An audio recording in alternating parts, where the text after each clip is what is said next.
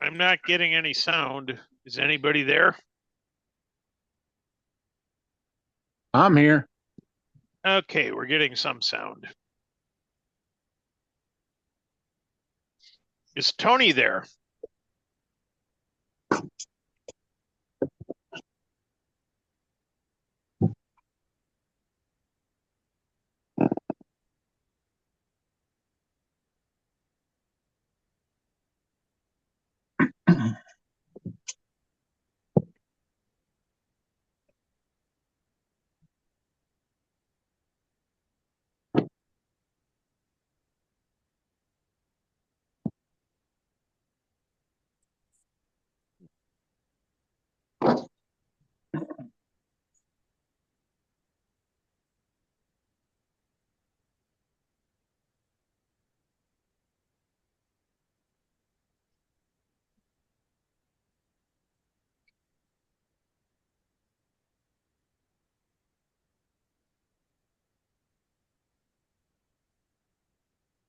I'm not getting any video from Woodcraft.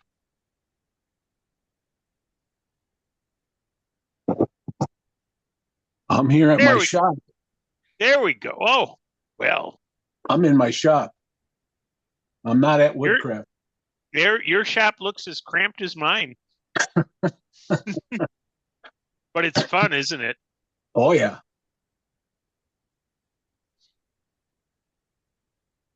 Nothing from Woodcraft, huh? No. Okay. Oh, he uses Minwax. I love Minwax. No, not me. No, No. what's that? Oh, okay. Can you read it? Tried and true. Yeah.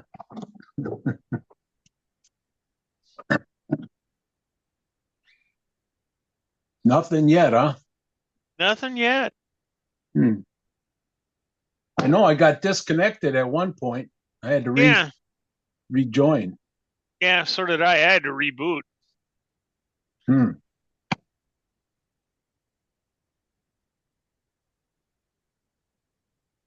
Uh-oh. But you spatter some finish in your bowl? Yeah. Let's see what we got here. Yeah. Huh. Well, if you're the only one I talked to tonight, Turn for the Troops is Friday and or Saturday and Sunday at Woodcraft. Oh, they We're are? making we're making pens. Yeah, Okay. come and talk and teach and learn and whatever. Yeah. I've only turned like 20 pens in my whole life. Well, we can get you to 22. I'm an optimist. What can I say? Hey, that's all right. Yeah, Whatever works. Whatever yeah. works. I I'm prepped willing to 50. learn. Yeah, I prepped 50 blanks. I want to use them all. Hey, you might even need more. Eh, we usually do about 20, but 20 or 30. Chris and Oh, Dina bring the clients in, and you know hmm. you want to Yeah, learn how to turn a pen, and we get kids. I mean, that's the best part. yeah. Get them interested. Yeah, yeah. So, do you And hear it's anything? You hear anything about the woodworking show? Or mm. No, I haven't. That usually doesn't come out till about January, and I don't think I can do it this year, but hmm, I'll know more early December. okay, I may be going for some surgery and stuff, and brain nothing salad, major. Yeah, brain salad. brain salad surgery. Good old Emerson, Lake and Palmer. There you go. I know that stuff. Hey, Yeah, I'm a yeah. I'm a progressive rock fan, big time. I've Ah, seen Yes probably 8 or 9 times. really? Really. Dang, never saw him. Oh, Seen a bunch of obviously, other ones. yeah, great band, great show. Now, see, I've never seen Rush, and I missed that. Yeah, me too. Yeah. Fleetwood Mac, Never uh, saw them. Pink Floyd. Yeah, never saw them either. I missed Animals in the county stadium. Mm. The one that really Animals. gets me. Yeah, I went to see the Grateful Dead at Ah, Summerfest. uh-huh. There was 6 inches of water in the stage or in the main stage area. They wouldn't let them play. Oh, I know. All the deadheads were there, and it was wonderful. But uh, come on, and they wanted to play, but yeah, hmm. all their equipment running through 6 inches of water wasn't a good idea. No, no, no, you don't want to get electrocuted. No, if they'd even play acoustic, it's like, eh. Yeah. Ah, well, at least you gave it a shot, right? Oh yeah. Oh, it was still fun. Yeah. You know. Yeah. So it's can't get a hold of Woodcraft, huh? Nope. Nope. Susie joined. Okay. Huh. Yeah, Susie, we don't know. We're all on Zoom and nobody else. You, me, and Steve. That's it. We'll have our own party.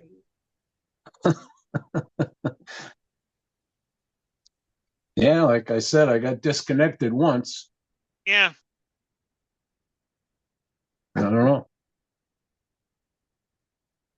And here we are. That's a bizarre picture. They're I showing know the bench at they're showing the bench at Woodcraft for me, but I'm not there. Oh no, okay, that's you. That's your bench. Okay. that's my bench. Okay. Gotcha. Yeah. Can you guys hear me? Dave Steingart? Now we can, yeah. So so I'm seeing you and Steve, Yeah. Greg, you and Steve on the meeting Zoom.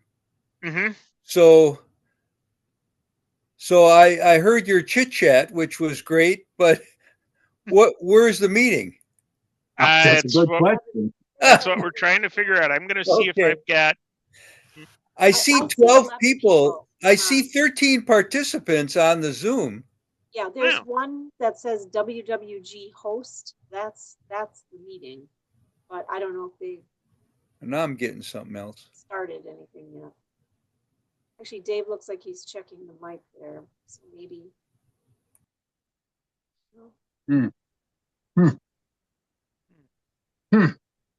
Let's see if I've got Tony's phone number. Maybe they're still I setting wonder up. if we got a bad link. Yeah. Oh, That never happens, so don't worry about that. Oh, okay.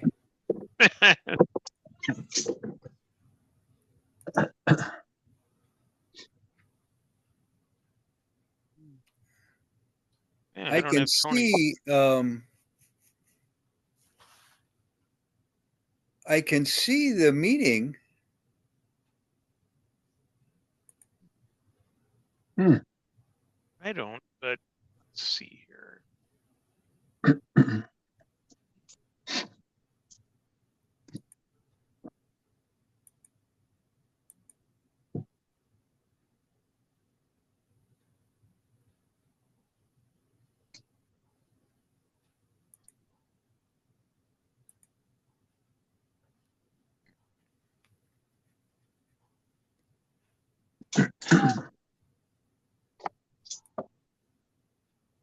Well, for all the people who can see and hear me, Saturday and Sunday is turn for the troops at Woodcraft. We're going to make some pens. Everybody show up. We'll talk a little, we'll turn a little, and we'll teach a little if they get enough people through. And I'm what going to time keep is this? whenever Woodcraft's open. I think it's 9 to 5 on Saturday and 10 to 4 on Sunday. Okay. And there's no Packer game and no Badger game. So no excuses. No hockey? I follow football, and that's about it.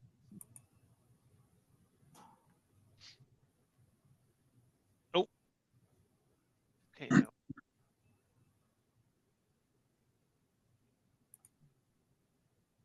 Okay, it looks like they're going through the business at. I got a message from Susie that said, those of us on Zoom don't have audio yet. Yeah. Okay, good. Lane, no. I mean, bad, but good.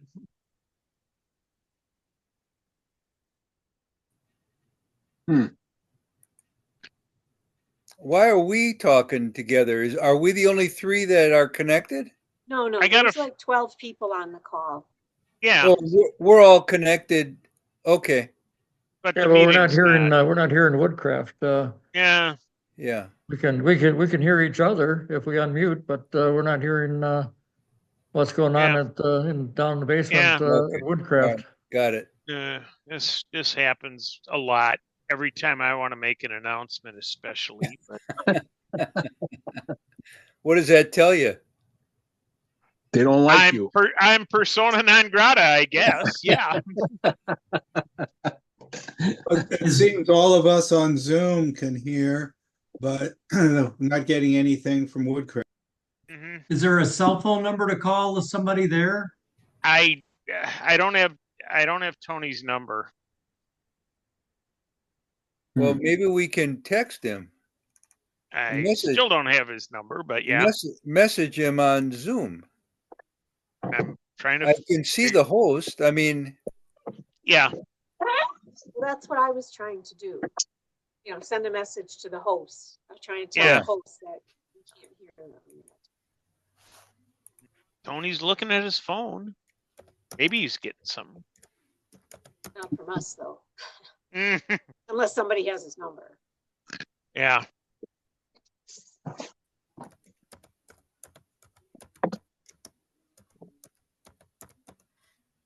I'm looking into I've got a copy of our directory, looking up for Tony's number. Okay. I just sent him a message on Zoom hmm to the host. Okay. So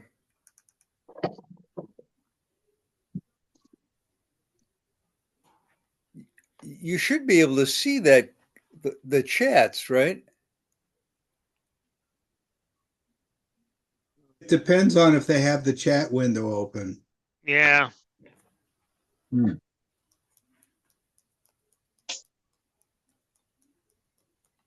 Weird.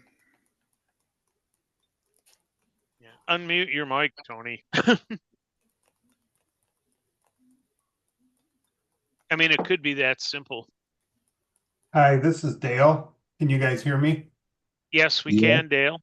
So I sent Tony a text that we can't hear him, and he said he'll pass it along. Fine. Thank Fix you. it. At the end of the meeting, of course. Yeah.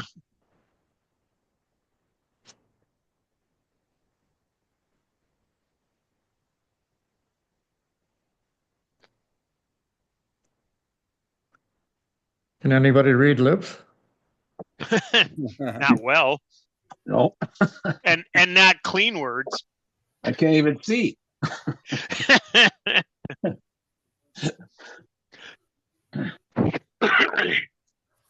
That's why I'm at home. Yeah.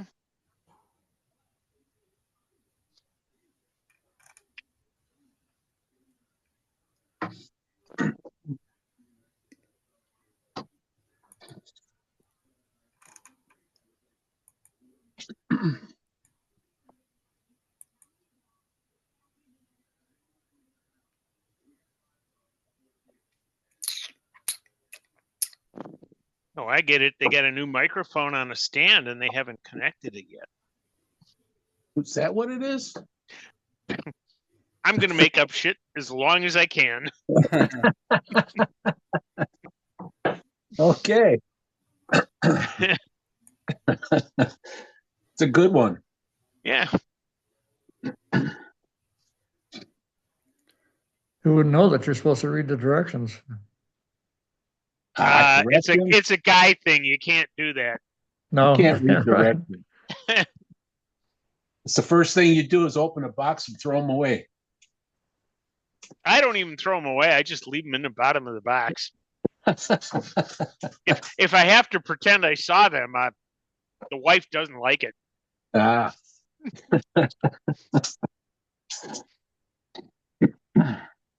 Yep.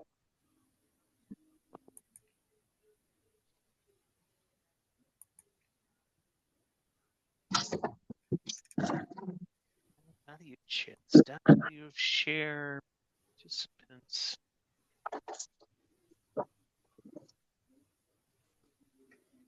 Chat.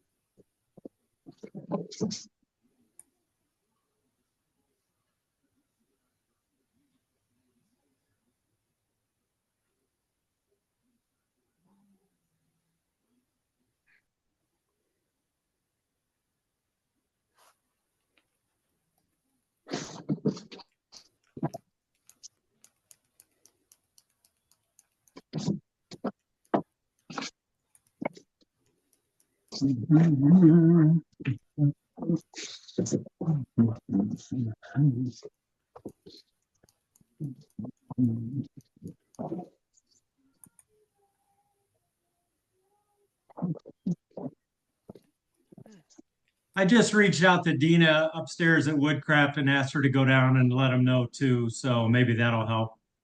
Okay, good.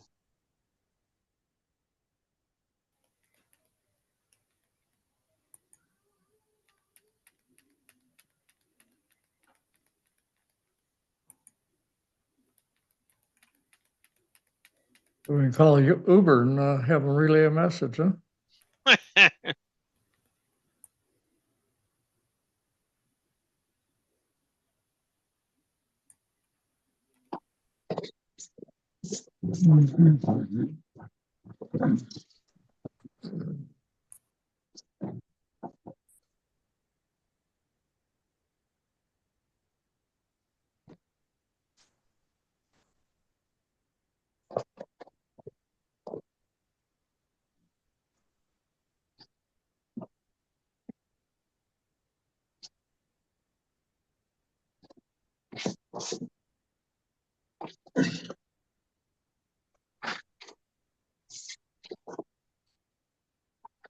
Yeah.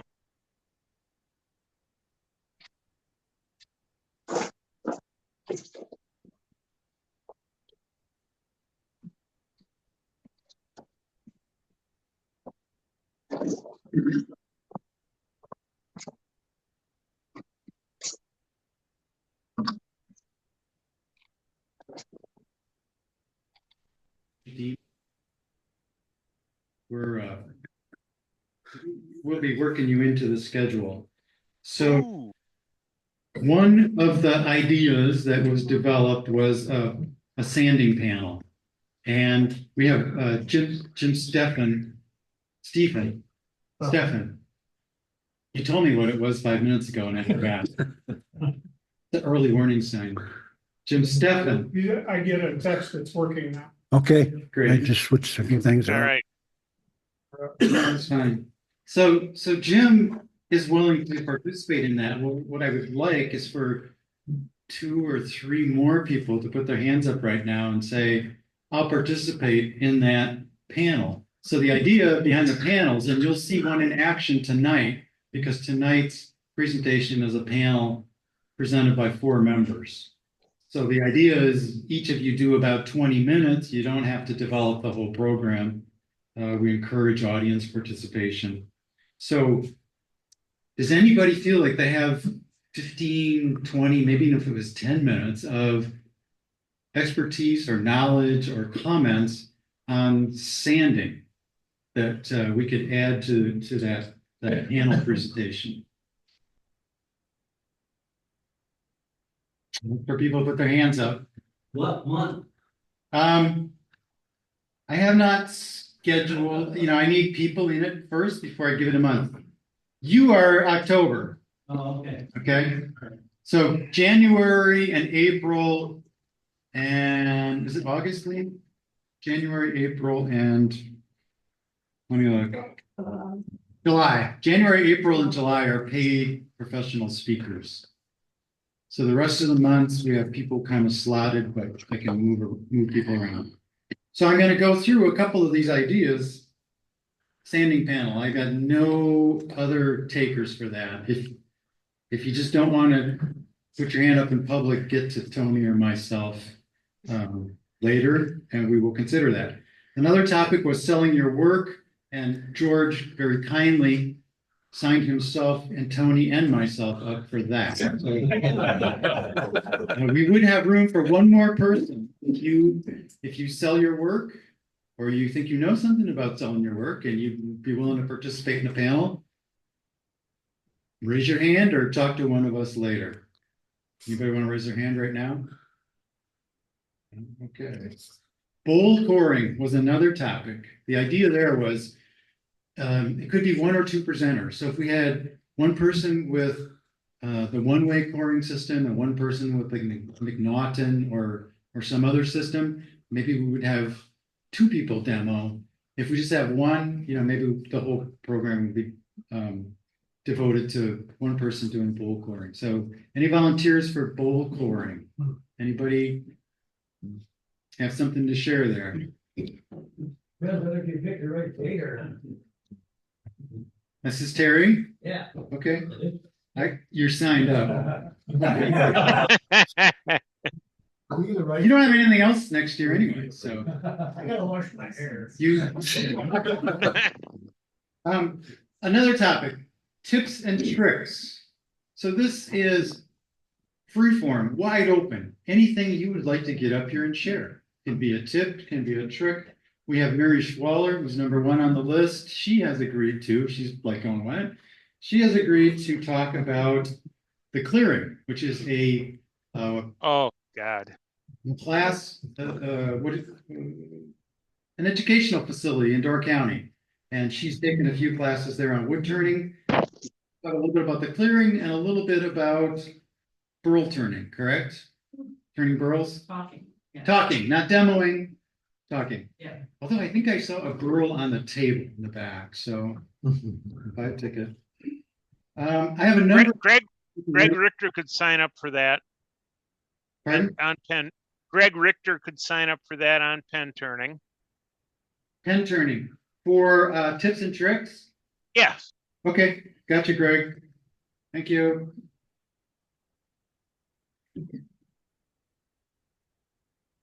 All right, a number of you signed up for specific programs and we're already working there, but if you haven't signed up with me yet and you think you'd like to do a program on something next month, get in touch with me. And then the last thing on my list was an idea suggested by Mark Trenier, so he's #1 on the list. This would be a panel of multiple presenters talking about setting up and organizing your shop. Oh, jeez. Never happens. I have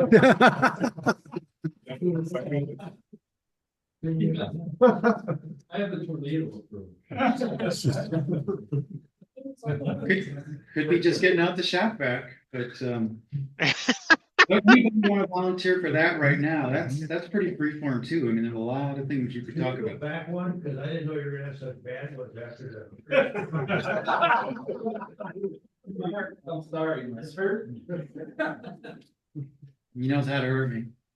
All right, well, So I think- wanna be on that. which one? Tips For setting up your shop? and tricks. Thank you. I have you for bowl core. Oh, you only get one? No, you can do two. So you do Well, tips what the hell and you travel?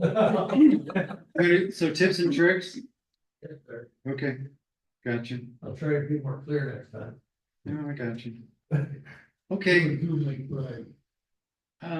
Yeah, if we don't, fill all the months, I'm just gonna randomly assign people and I'll give you about 30 days notice. And Were you a school teacher? thank you. Salesman. Okay. So, I heard Greg Richter out there in the ozone, which reminded me, is it this coming weekend? Yes, it is. It is this True. coming weekend, Saturday and Sunday, when Woodcraft is open. We're going to do Turn for the Troops. Come and make some pens. Bring people you know who've never done it before. We'll teach. I've prepared blanks, so we should be in good shape. And do me a favor and make me run out of blanks and go home early Sunday. Okay. Yeah, there's no Packers game, so that's not an issue. No Packer game, no Badger game. No excuses. Game yesterday. As far as I know. Yeah, there was no Packer game yesterday. I know. Anyway, okay, I got something I need to talk about a little bit. So what I got here on my list of stuff is 2025 board members needed, and that's really not true. The board is actually in pretty good shape, and at the meeting the other night, we went around and polled everybody, and nobody would admit that it was their last year on the board. So the members, with one exception, which is kind of a notable exception, are all moving forward into 2025. But the notable exception is me. All right, so I've been president for a number of years, and I think it's time for somebody else to step into the role.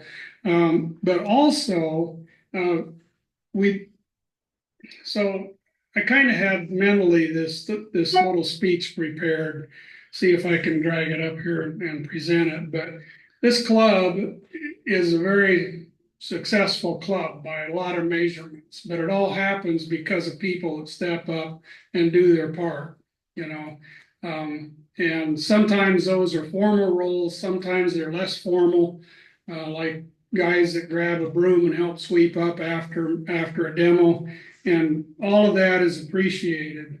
But yet at the same time, if we look into the future and we want the club to continue and to continue to prosper, we need to have a few people step up into leadership roles.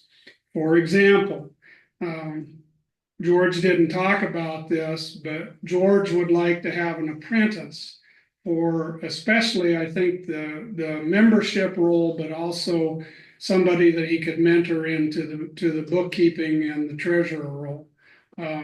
George is happy to remain treasurer and membership chairman, but as he has had his time free up, as we can tell, he's never here. I mean, he's here. He's taking trips fairly often, and would like to have somebody to step in. Now, Carl's been very good about stepping in, and Pat, and we appreciate that very much. But Carl and Pat tend to go to the Southwest in the wintertime. Am I correct? 4 months this year. 4 months this year. So, and they've earned that. I mean, they've earned the right to do that. So some of you guys, I know, talked a little bit last week or last month to one guy, and he said, "Well, I'm busy." I said, "Well, if you want something done, the best person to ask to do it is a busy person." Because, well, we even talked about that philosophically. That person says, "Well, I'll get it done just so it's not on my agenda anymore." So anyway, think about stepping up. If you would like to serve on the board, I'm sure that somebody would step aside, or we could even bring you in and expand the size of the board a little bit. Again, looking forward so that our club continues to prosper into 2025 and beyond. I'm not going away. I'm still doing the web pages. I'm still sending all the emails. For as many emails as I get, it absolutely puzzles me that nobody will admit that they can send a group email. Some of you, somebody out there surely can grasp this concept. You know, webpage, okay, I kind of get it, you know, besides I've messed, it's a big mess and I'm the only person who knows what to do with it. But if you want to revise it and reshape it up yourself, that's fine. I'll give you all the stuff. Anyway, okay, that does not, I don't mean to sound bitter. I am not bitter. I'm not mad. I'm not quitting because I'm upset with anything. I just think that you need somebody up here with new ideas, a fresh outlook on life. And, you know, that's just how a club works and should work into the future. So, Tony, yeah, this is Greg. I've been in IT all my life. I ain't doing any more web pages. But I will volunteer to be a backup on the audio visual. okay, that's cool because we need that. Yeah. All right. Yeah. So, and I think Dave, it's no secret, right? We're losing Dave at the end of the year. Oh, whenever, yeah, whenever. no big deal. But Greg Lindsay is stepping in to, you know, Greg is apprenticing with Dave now and also helping with the camera tonight. So, and it's great. I mean, it's good to see that kind of thing happen. So, Other Greg, but yeah, I'll do it too. Greg Richter. Yes, never, that's confusing. It's like having two Daves in a board meeting. Yeah. Tony, All right. Board members, have I forgotten anything that we need to talk about? can you hear me, Tony? Yes. This is Mike Figuera. I'll continue taking care of sending the membership list to the vendors. All right. Sounds good. I'll get that. I'll get that. Okay. I would like to ask people to check their books Mhm. and pay up, because we've got a whole bunch of them out, some of them for 4 or 5 years. Jeez. Look at your bookshelves, look at your shop. If you find any books or tapes or discs, please bring them back. Thank you. Mike Figuera, Yes, could you put Greg Richter on the list of the vendors? I run the pen club and well, maybe the vendors isn't the right list, but so that list is things like Klingspor and okay, then that's not the right list. yeah, this is the ones that gives us discounts for members Yeah. to purchase. Yeah, that's not the right list. Then I've stopped sending out emails for pen club information to the MAWT in general because a bunch of people aren't interested, and I try to respect that. I don't know, you might as well send it out. We can always delete it. Okay, can we continue? Sure. All right. So just quick reminders. Next month, the second holiday party, January. I should have had the date here. I have it. 6th? I believe it's the 6th. January 6th. Yeah. Something. Yes. So we're doing this fully online at the request of Lyle Jameson. That's his request. He doesn't want anybody here in the room that he can't hear in the back. He wants everybody to go to talking to their computer microphone. And he said, if you don't have a computer, find a friend and go have some meeting with them. You might as well stay standing up. 'Cause I'm done. Okay. So, who's MC? All right, so I'm going to turn the mic over to Kevin, and we're going to hear from the fabulous fearsome foursome, finessing finishes, with a phone in by Foster. 3 months. At least. Yeah, thank you. So tonight you get to see a panel in action. So there are 4 of us that are going to be sharing the workload, if you will. First up will be Ron Zadroik. Ron will talk about embellishment. And if you were online this afternoon, he's already sent out an outline and a presentation with color photos and all kinds of great stuff. So it's about 20 minutes per person. Next up is going to be Terry Albee. And Terry is going to talk about coloring your turnings with dyes. So creative use of dyes to add color to your turnings. And then we're going to have Steve Fostitz joining us from his workshop. And Steve is going to do some ebonizing and applying an oil finish. And then I will bat cleanup. And my segment of the finishing topic is product choices. So I brought a bunch of products with me, set them out. We'll talk about which ones are for what and when you use them and how to use them. So that's what we're doing. So the idea, this is Terry Albee's idea, concept. And the idea is rather than one person up here talking and telling you everything that they know, the idea is to get audience participation and contribution.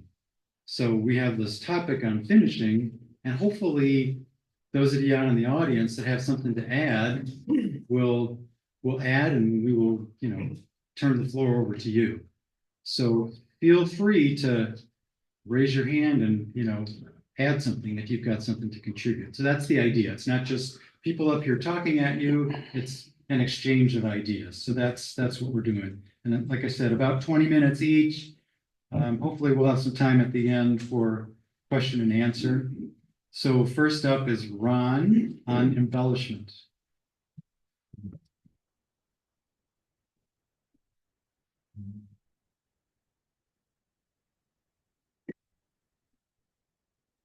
Good evening to everyone. Thank you for coming to the meeting. I've got, on my handout, I have 3 different things I'm going to be doing.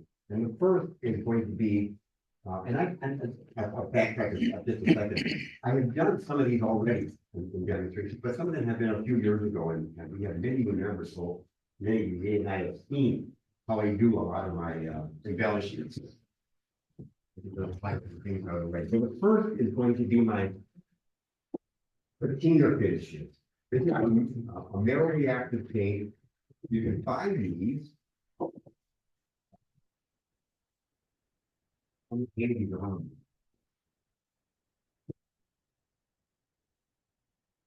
the back of it, you can see the different metals that I use. You can buy these on my Dixie Bell or something like that. It's the name of one brand. Modern Mac is another one. And I use a brand called Verde, that's no longer around. And I was never, I wanted a little bit more control on how we did this. So I made my own. And my handle describes how I do this. I actually buy the metal powder. It's very thin powder of metal. The coppers are brass, there's bronze, and there's iron. And I mix it with an acrylic medium, which is a specific kind of acrylic paint material. You mix the two and you paint it on like regular paint. The way it works is here's a simple bowl that I turn. Yeah, that would be helpful. Okay.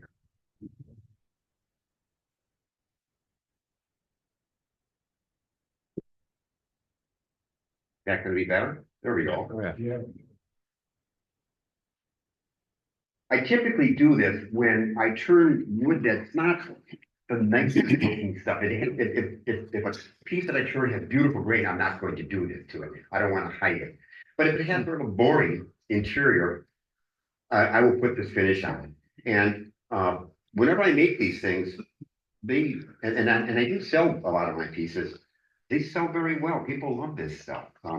So here's a bowl, and the outside of it looks really, really cool. As you see, I've already got it taped on.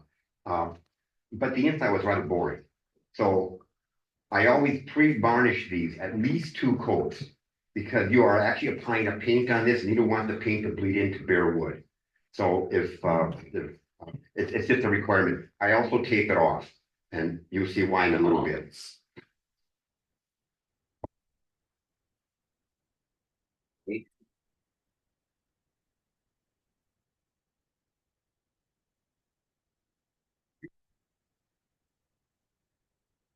The material that I mix up, this happens to be copper powder with the acrylic medium material.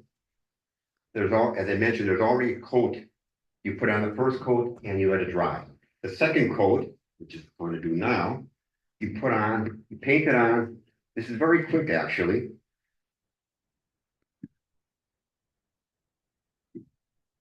And when you paint it on, don't paint it in straight lines like you would like this. You want to kind of mix it up a little bit, work it around, very soft brushes. And this gives you more of a mottled pattern. It doesn't look so, okay. Yeah, go to the, There we go. point at that. I Great. tape it off for two reasons. One, so I don't have to worry about the edge here when I paint going onto my wood, even though it is varnished. You can easily pick it off.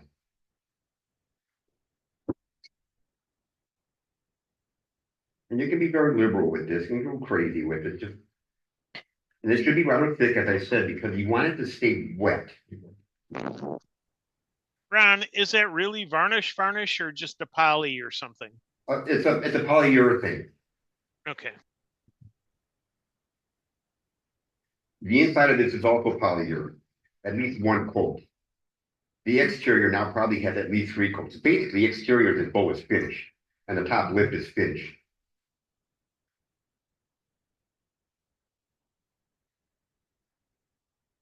And the activator basically is copper sulfate. That's the main activator. I have 2 other chemicals in here. My handout sheet describes them as ammonium chloride and ammonium sulfate. And I mix all 3 of them in what I call a tri-blend. And you normally should wear a mask on it, but I'm only going to do a little bit here. And you really coat it really well until it's soaked. And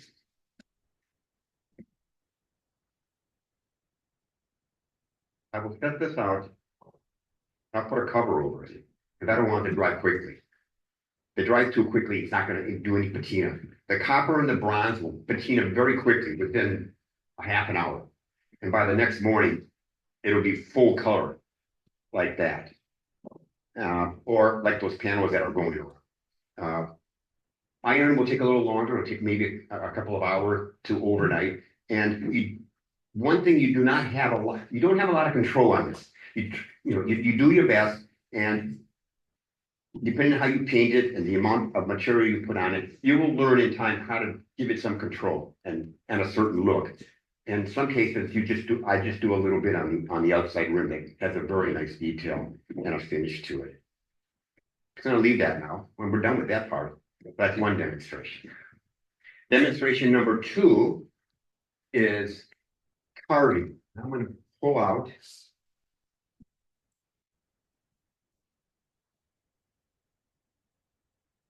three pieces. What was the name of the demonstrator who did the carving with the wood burning? She did a demo for us. Lana's band. Right. So I didn't like, I mean, I loved her stuff, but I didn't like her process because it was very smoky. She was burning wood. And I thought there's got to be a better way to do this. And I do this just with a high-speed power tool, which is similar to the tool that I guess this company is going to be showing. Actually, I'm going to show a little bit of that a little bit. And so this is just a matter of carving with either a Dremel drill, like here, and what I'm going to be showing over here, or this is with my high-speed tool, which I'll show you in a little bit. One of those tools that Tony was talking about that do 300,000 RPM. They're small sort of dental type style tools. And these are finished with just different colors, acrylic paints, just good, decent quality acrylic paints. You can buy this at an art store. You can go to a place like Michael's or Hobby Lobby, wherever you want to go. And actually on these two, I also did the patina on the inside. The way I do this is really quite simple. I turn the piece and again, I varnish it. I varnish it because as soon as I'm finished carving this, I'm gonna paint it. And again, you're using a water-based acrylic paint and you don't want it to bleed into bare wood. So I will always finish these completely. These probably have at least 3, maybe 4 coats of a wipe on polyurethane. I always use a set. And let me find. Do you ever have a problem with bleeding underneath the varnish? Nope. The Dremel drill. Probably everybody has one of these. Raise your hand if you got one of these. You almost everybody. The bit I use is the cut saw, a medium or a. You can use a coarse, or you can use. I don't know if they have a medium or a fine. It doesn't matter. It's what I have here, and I think it's a medium. This is just, I just jammed it, this is just a jam shop, just a piece of wood with a piece of foam on this, and I just put a block of wood on my tailstock. And can we go up here? You're on that one. Okay, this is really hard to tell. What I do is, this is my tool stand. What I do is I rust it and I just tip it into the wood like this. Real simple.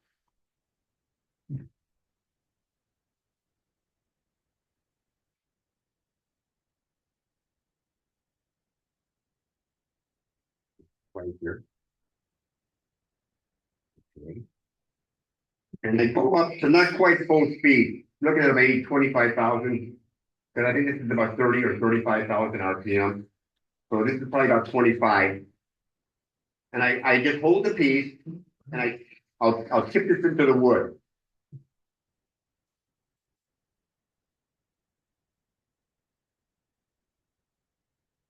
And I just do intermittent movements here, short, long movements, whatever, to give a staggered look to it.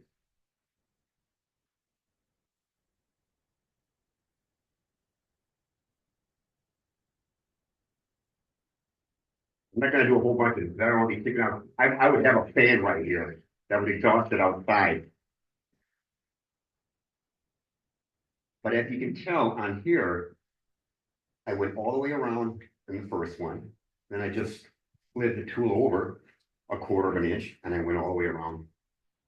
Quick question, what kind of wood what's the wood on I that? think it's ash. Ash. I'm not sure. This is one of your blanks, Tony, that you gave to everyone. From here, it looks like cherry. Pardon? From here, it looks like cherry. Really? Yeah. And, I don't know. color on screen, it looks like cherry. Oh, okay. Well, this has been sitting around my house for a while. So this could have been something I got from you last year. What I will also now, so I'm not going to go through this whole thing, but I think people get the concept of what I did here. You just do these little moves and you can see how I can't bring this down. What's this better? You can, Oh, turn. I'm stuck up here, so I oh, yeah. okay.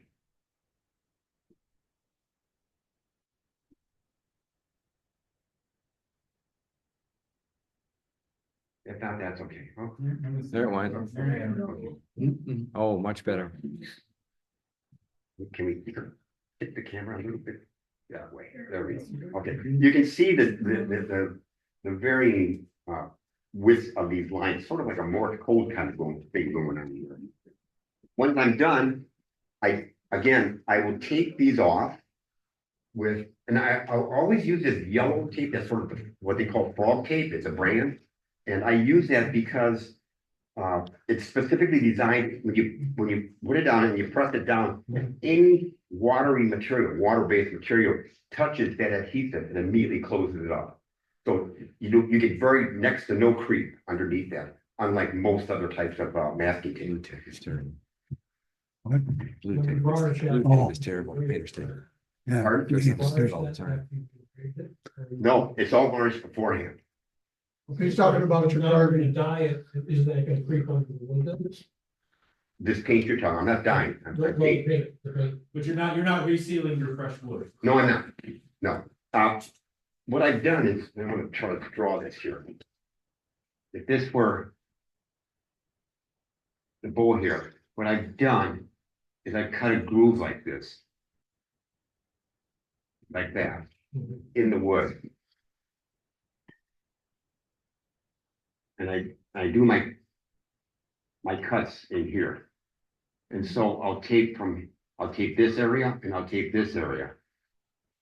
And this area here and this area here are varnished yet, because I haven't carved them.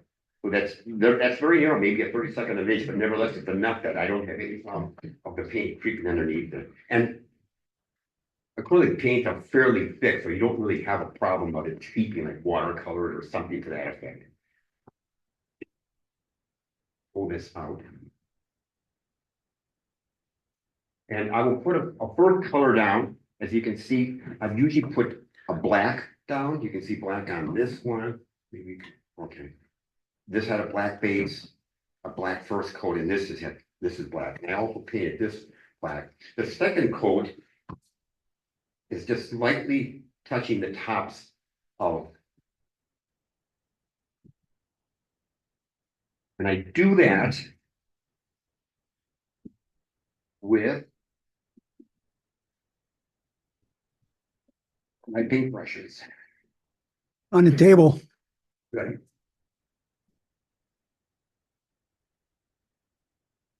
There's a process called dry brushing, in which you take the paint, okay, look at it. That's right. There we go. That's really dry. And dry brushing, you put some paint on the brush, but you really wipe a lot of it off. I think the demo, she explained that. And I didn't take this off, but I would. And see if we can do it here. You just get the tops. You're going to get a little bit in also in them, but most of the time you'll get just the tops. It depends on how deep you carve. And that could be any color. Oh, is it? Good. That's number 2. One more.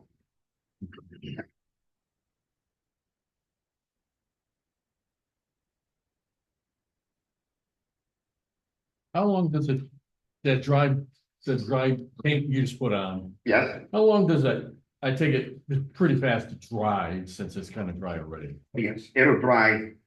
Minutes? It'll dry probably within 10 or 15 minutes. It's very quick. Do you use multiple coats like that? Yes, you can. You can use as many colors as you want. Okay. And the last quick demonstration is using my high-speed tool. Is this sort of like what the other folks have? Okay. Oh, it's air powered.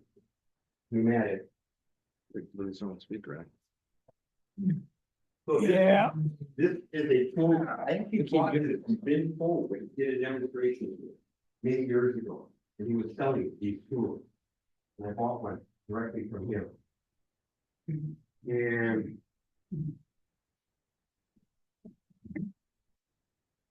this is piercing.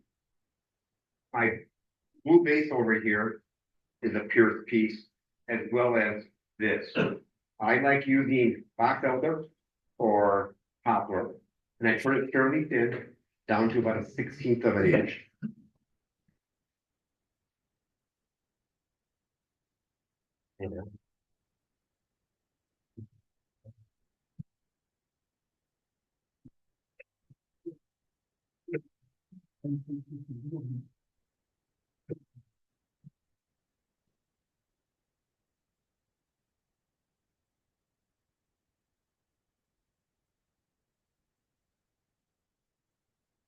Okay. Can you switch cameras to the one above here? That's on now. Excuse me. No, there it is. There it is. Okay. So I pierced a lot of this already. And it may not be visible, but I actually have drawn on pencil what I want to pierce yet. And it's actually quite simple. This is a small little bit. I buy these bits from, I forget what it's called, but it's on my hand. You can pick it up. Yeah. Yeah. How long does the bit last? It can last quite a while unless you're doing some really hard work. If you're doing something like maple or something, maybe a little bit less time.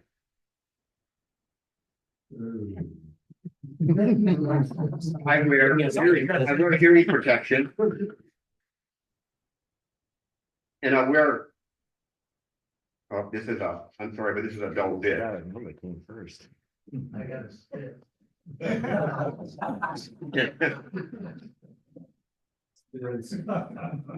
And, well, My jaw hurts. but with a pair of headphones on, you can't hear a thing on this. So I just sit in my shop in a comfortable chair. I usually lay a big towel, fairly thick towel over my lap, and I'll just sit down and I'll just pierce away. To give you an idea, I can pierce this entire thing in about an hour. It does not take a lot of time. I won't do any more piercing. I know it seems to be bothering certain people. Won't mention any names, but yes, you can. Yeah. Another source is, yeah, talk to your dentist and get these tools are not designed to be in people with mouth. These tools are designed to work on dentures and other orthodontic work. That's what it's called. Yeah. So that's what they use these tools for. Any questions? Okay.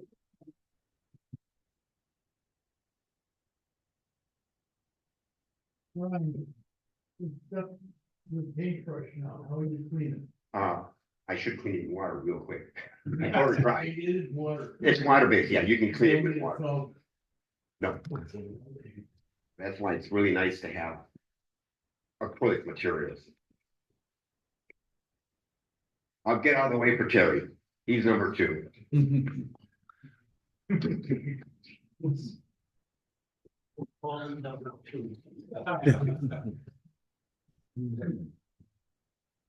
So unlike John, I don't have a plan. I wanna know Whoops, just killed it again. what you guys know about.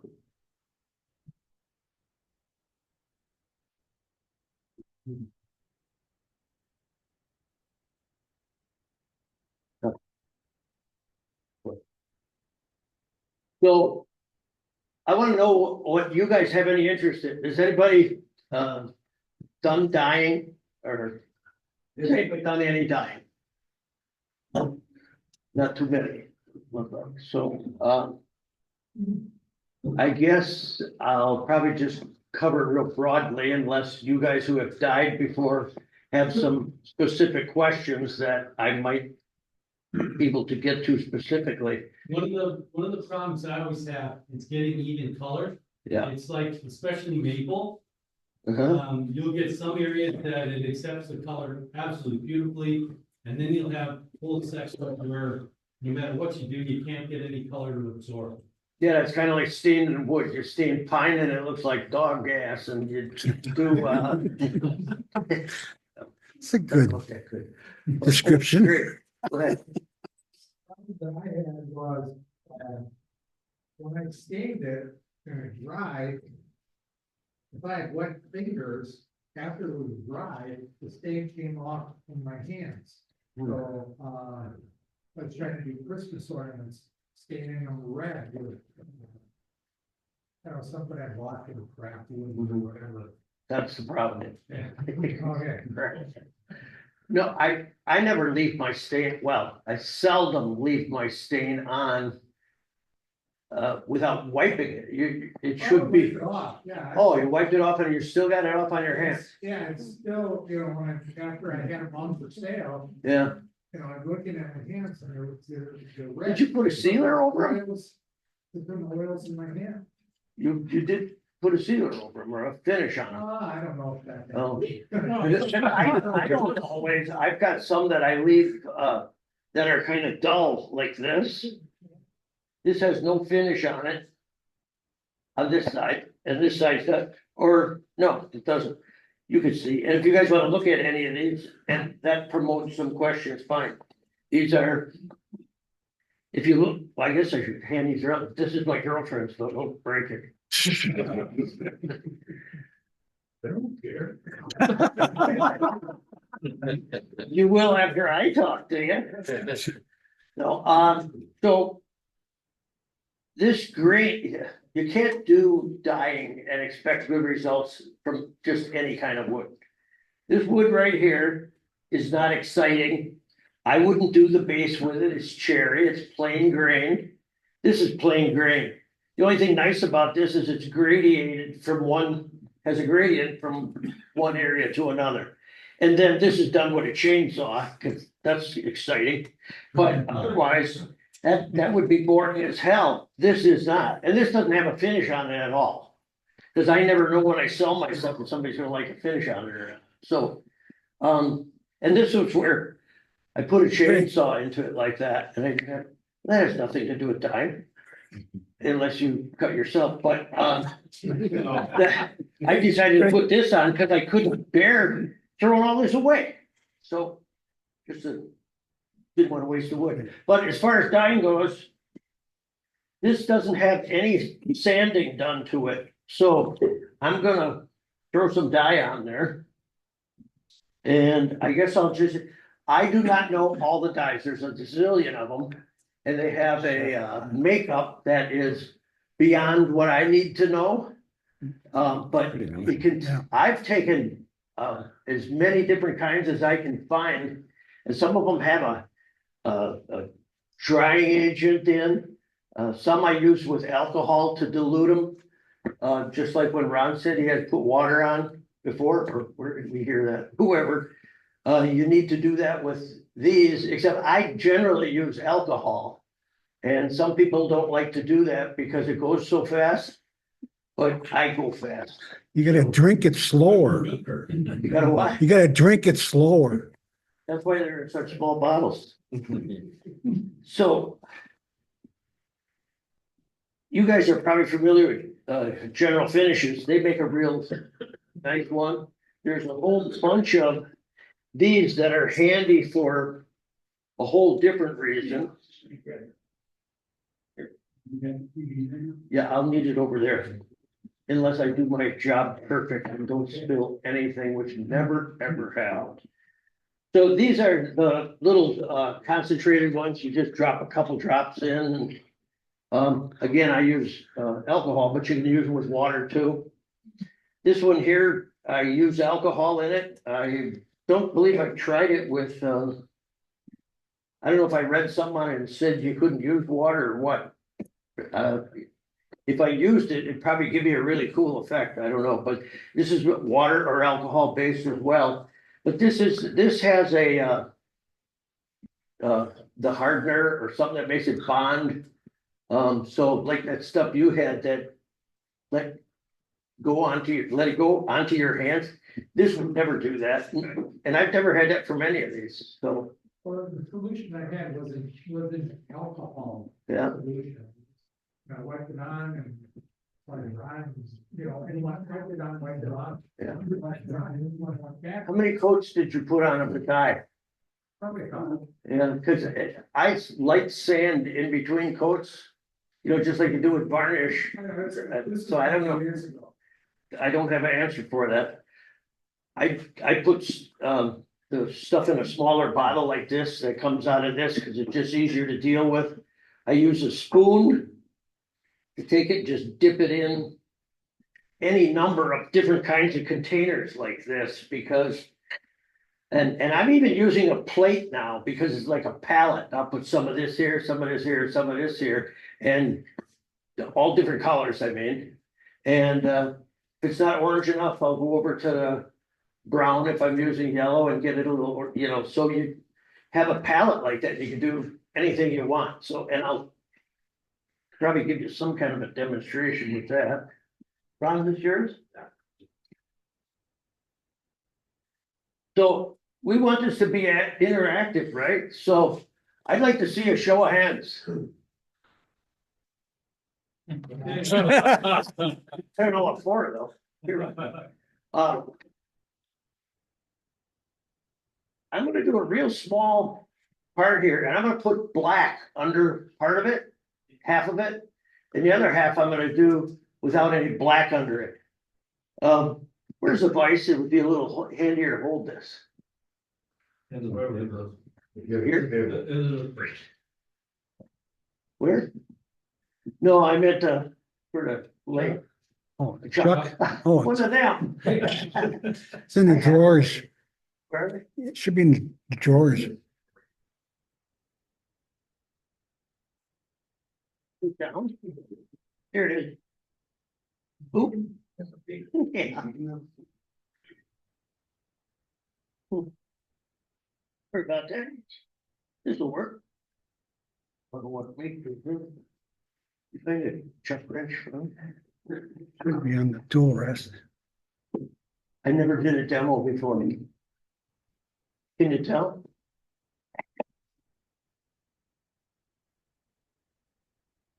Thanks.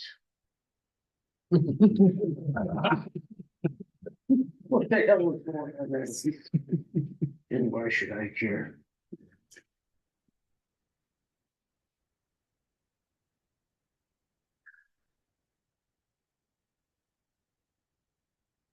So if you put the black on underneath, you'll get a real deep, rich color, which everyone seems to like. If you don't, you'll see it, it'll look like circus color. It's just like bright red, and it doesn't show the marbling and everything like you want to see. Oh, and anybody that wants to know way more than I know about this, Cindy Drozda. That the right way to say it? Drozda, isn't it? She's a member of the national. She's on the lathe right there too. She's phenomenal at it. That's where I picked up a lot of my stuff. This is a cool idea because these things are water-based or alcohol. I put this brush in here like this and I don't have to, it doesn't dry out on me. And the hole's just a little smaller than the unit there, but I use anything to mix the stuff as I go. So I take my black and you can spray it on.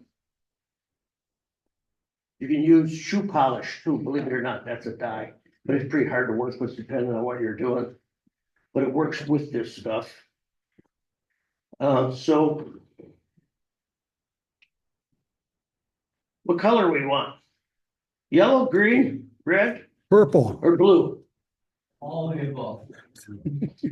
One at a time, my son. All right. Spray bottle. And I use a spray bottle, but I also use alcohol like this too, because sometimes you need to get something at it a little bit quicker. I'll just get this a little ahead of time. Good way to clean your hands too. So.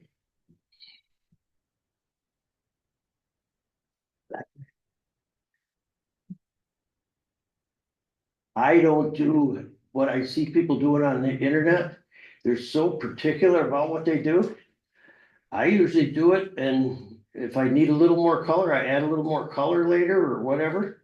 Once you get used to it, you never know how the wood's gonna take, so being so specific doesn't help any. You just don't need to be afraid of it. It's kind of like Steve Sinner.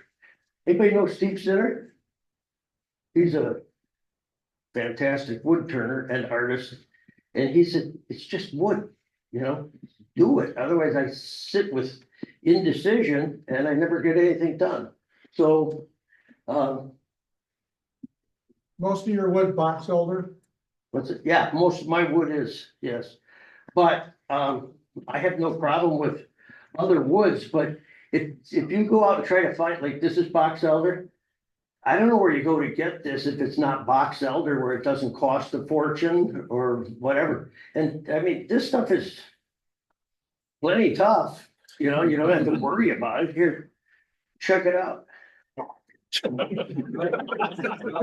And you know what? I'm not joking around about that. Like when I go to my art shows, these things are in a box, and I used to be so careful with them. But this is what finish do I use? Minwax, spar varnish, high gloss exterior, and you can do everything in one day. That's another reason I use it. But the durability of that stuff has been fantastic. Plus, I sell them anyway, so I don't have to keep them. They're dented, it's all right.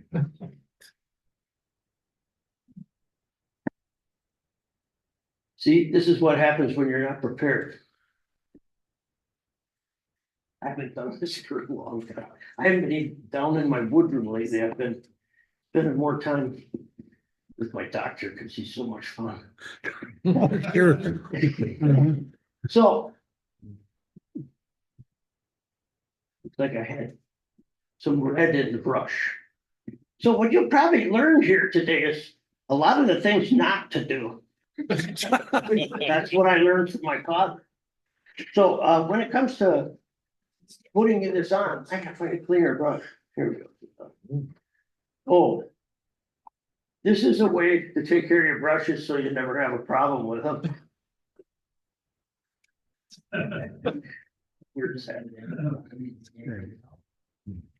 So I'm going to take this right out of the bottle straight, just to show you. And I don't even need to, get it out of the bottle. It's right on the tip here. Doesn't take very much to do it. See how dark that is? Ooh, I can use that. That's black in there. It's not moving around very good. And then you're supposed to sand it off in between. That's how I've had the best luck anyway. And it's going to be hard to get all that done in 20 minutes, but I'll do it so you get the idea. So that sanding brings the grain back out, or the? Sanding gets away. No, you don't need to worry about the grain because I'm using alcohol.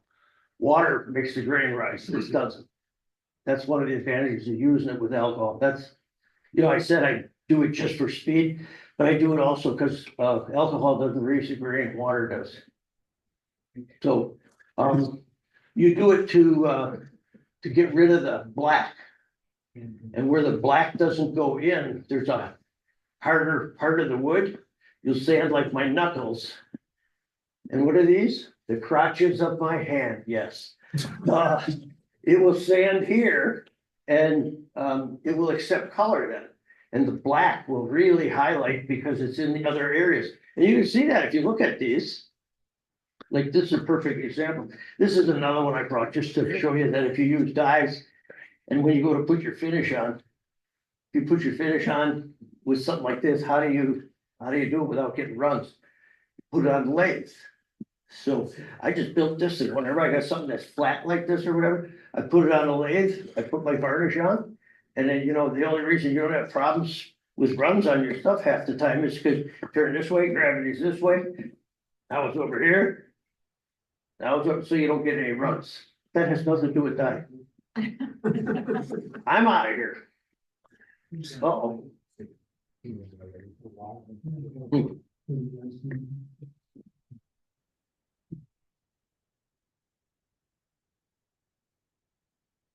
Can you see that the color of it is getting the black is going away and it's only in the spots where the wood has accepted it? Is that clear or not? There, here's what you want, this one. Well, I can see it. Hope you could. I got 5 minutes, so I'm gonna try and do this real quick. So this is black. And I'm gonna throw blue on it. So remind me, did you sand that piece before you dyed it or not? I didn't say, oh, that, yes, I did, but you don't have to. But you really should if you're doing a really fine piece. Here's the blue. And what do you sand it to before you put the dyes on? What grit? I don't think it matters that much as long as you get down to 200 or 300. Cause you're gonna build up with your finish, it's all gonna go over it, and that's where I get the smoothness out of it. My new bridge. I only lost it 4 times so far, that's good. Yeah, we got some tools there, we can fix that. for you, Terry. What? Yeah, I have some tools there, we can fix that for you. I got all the tools for it. All right, I'm gonna fly here. So I'll get this whole thing wet and you'll see how this part looks compared to the other. And this will look cheesy if you ask me. And then the black here will have a nice rich color.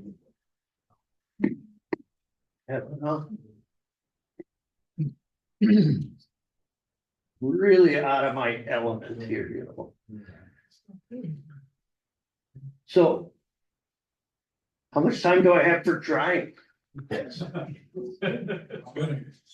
Oh, and you should always wear these when you're using the stuff, just so you know. So you can come up and look at this or I'll pass it around. No, seriously, it'll be dry with the alcohol in there, it'll be dry. Here, watch, I'll do this. Did George saying you had that stuff coming off? Yeah. Yeah. Does this thing work? It's not. Got it plugged in, got it plugged in. Yeah, I knew you had to do that tricky stuff. No, it didn't. So. A little bit, nothing serious. And if you hit this with some water. H2O. Oh, well, I don't need to do that. There's more. Where'd my vodka go? My alcohol. Yeah, so now you get a idea of what this looks like. So maybe you can pass this around. One person can hold it, and the other person can spray it. Where did I put the key? Yes.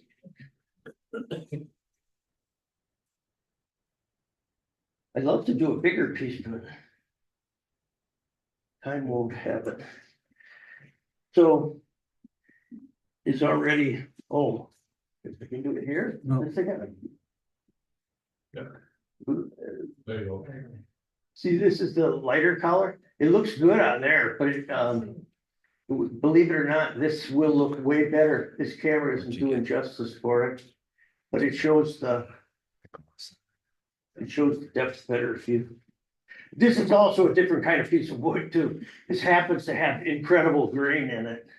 So that wasn't a very good example of how that works. I think I have to be done, don't I? You can go a few more minutes. Well, I don't have time to do a whole nother demo or anything, so this seems kind of incomplete for anybody that was trying to learn anything about this, but we can always see who's got questions. I can take them later or answer them after the show or on my website or whatever. Yeah, I'm done. I've been cut off. I know that's for being short. Terry, You're welcome. Terry, would you be willing to do something like that with members that do it in your own shop? Yeah, I would love doing that. That's because then I got everything there where I want it and it goes smooth and there's so much more. It's just, I was gonna do pictures, but I ended up with seeing my doctor friend again. I got another sciatic thing going on, so I didn't get done what I wanted to, but yeah, you'll see everything in my shop, the way it works and everything, and it'll be much more telling. So, good night, Irene. Any more questions for Terry? Yep. Do you gain anything by using a wood conditioner so that the stain evens out or the dye? No, I've never.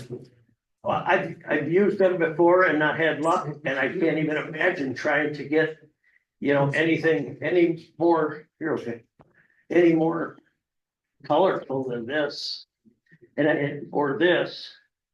This is without any wood conditioner. And this thing's been kind of thrown around too, so, but that's not very, you get, if you just put that on a buffer, it would be gorgeous. I don't know how you get more color out of it, but it sure wouldn't be with a conditioner, I don't think. Oh, there's also, by the same company, you can get copper like this. That one had a silver edge on it, a real light silver edge. You just put it in varnish. You can do an edge with it and works really well. Second coat, and it looks like, in this case, copper. Another, in this case, platinum, silver, whatever. Any other questions? Was it silver on that piece you just? What's that? What edge did you put on that piece? That piece that you just passed around, what edge did you put on? Silver? The edge on it is silver, but it's weak. It should have been put on stronger, but you know, it's my girlfriend. You can't tell them nothing. All right, let's take a break and try to get going again. It's just a little after 8. We'll pick up again with Steve. Put on the back. Also put some things that Cammy Brisky donated to the club. John Banky also put some wood stabilizer, 2-part wood stabilizer there. We got a big girl that Barb Nelson donated to the club on the raffle table. So we got a lot of really nice stuff on the raffle table this evening. So if you haven't already been tempted, this would be a good time to hook up with Dave. I realized after I sat down earlier, we didn't do a show and tell, but it looks like the majority of the items on the table are I forget. from the demonstrators. There's so many for $5, 2 for. If you brought a show and tell item and really want to share it with the group, does anybody have a show and tell item that they really want to share with the group that's not one of the demonstrators? Okay. I just want to say one thing. This piece here is from a wood called eBay. Extremely hard wood used for decking. I got some offcuts from a friend who were putting in a new deck. I was curious about it. I turned it. It was fine. I have more. I don't want to turn anymore. So what's left is on the table back there. If anybody else is curious about it. Did you have to sharpen your tools? I actually have new cards. This is one of the nicest balls I've ever made, but it's signed by Kevin Sigler.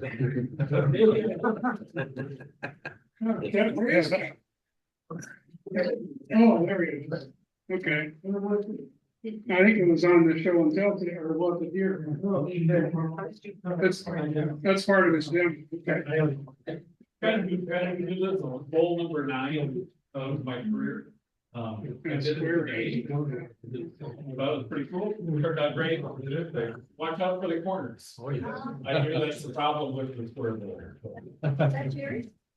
I know it is. Let's see what it is. Let's see what you got. Oh, you're good. Oh, all right. Yeah, All righty. So, Kevin, are we ready to go to Steve? Steve, can you hear us? Steve? Yes, I can. Okay. Can you hear me? I can hear you. All right. Okay, everybody. Welcome to my shop. I'm going to need Mark Printer's help in organizing my shop. If you can see.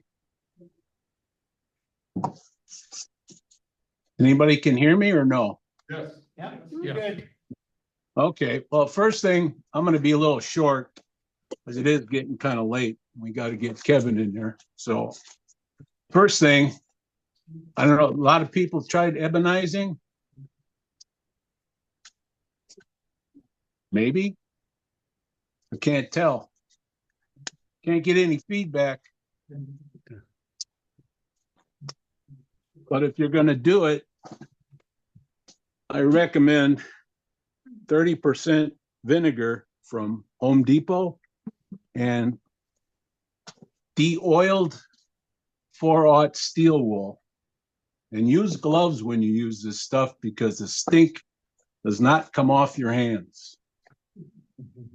And I'll show you on a piece of walnut. Just put a little bit on the walnut here. And almost instantly, it'll start turning black.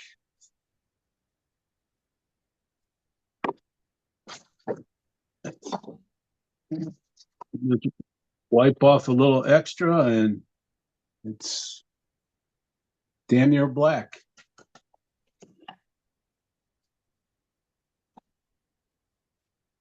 And on oak, different oaks have react differently. Some get real dark and some don't. But if you use that 30% vinegar, your steel will dissolve in 1 day completely. You just strain it through some cheesecloth, put it in a container, you're good to go. Look at that walnut now. Just keeps getting darker.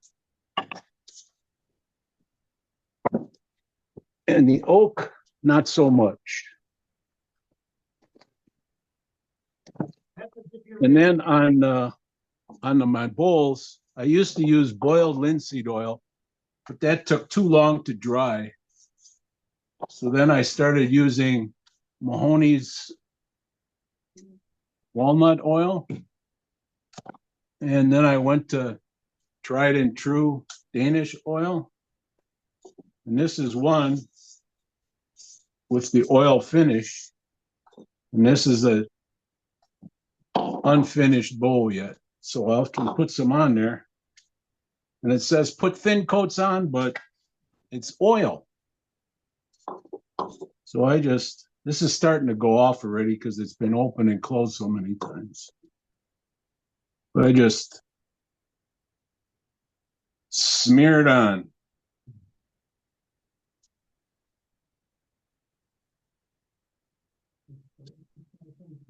Just coat it real good, let it soak in.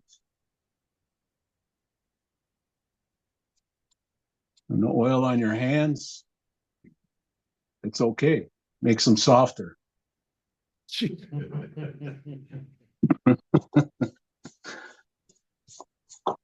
My wife complains I got too rough of hands.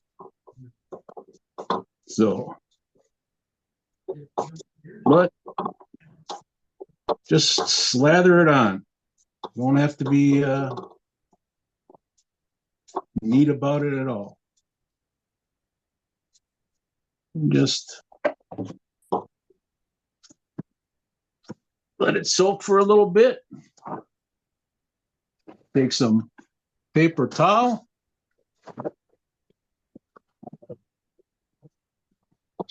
And wipe her down.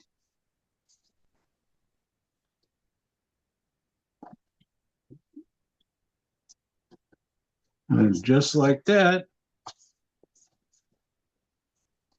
I don't know if you can see that real good, but yeah, it comes out really nice.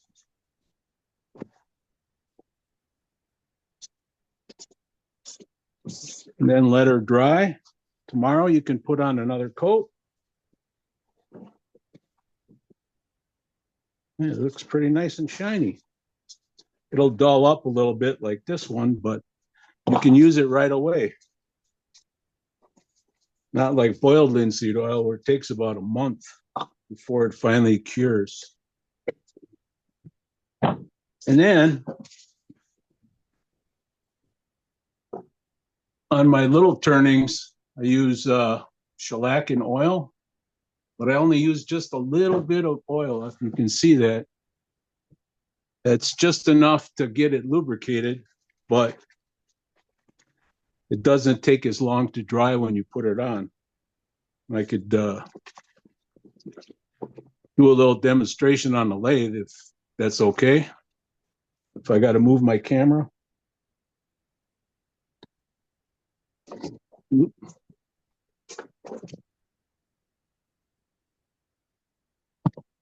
Everybody see that? Yep. I hope.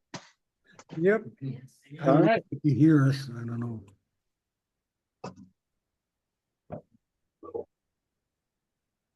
A little rag here.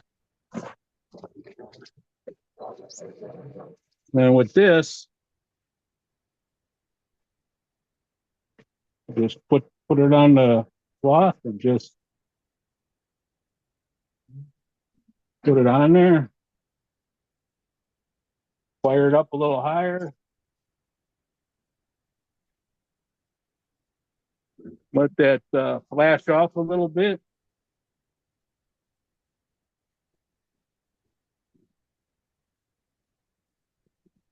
Put on another little coat.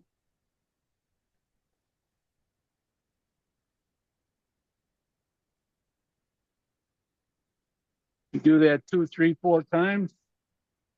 It's already flashing off, and the oil just has enough lubrication so it doesn't stick on you.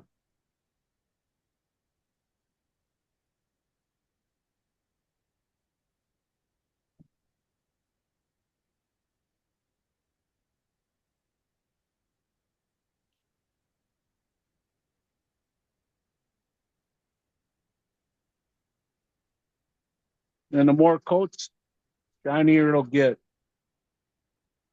But that is that. And that's about it. And then, except for with Terry, with his whatchamacallit, getting ready for Christmas with the dyed trees. And that's about all I got for you. I don't use very many different finishes. I just use mainly oil and maybe some CA on some small ornaments that I've made. Just use like CA on little ornaments. Hey, Steve, can you hear me? Yes. Okay, somebody's got some questions for you, so hang on. Sure. Go ahead, Terry. When you put that oil, did you turn that thing up faster and get it hot? Well, is it damaged the finish or does it help it dry quicker? Oh yeah, it's already dry. I can throw another coat on there. It'll get, but I can turn it up real high after a few more coats and turn it up high and polish and burnish it up, and then it'll get real shiny. Cool. And then after it dries completely, maybe the next day I buff it out so it gets really nice. How's it in your beard? Yeah, I get a lot of that in my beard, like wood chips.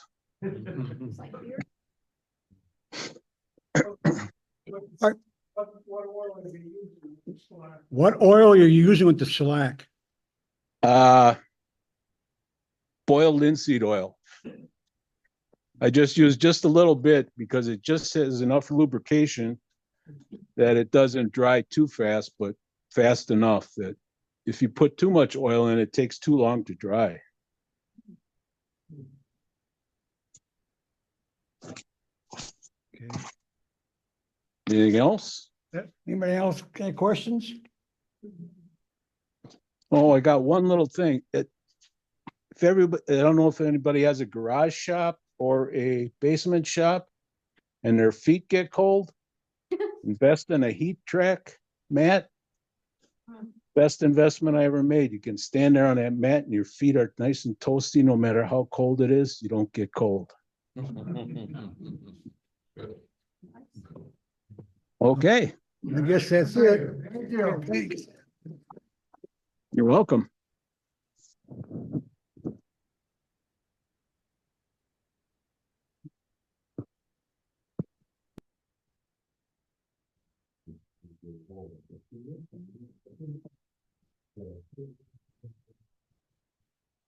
Excuse me.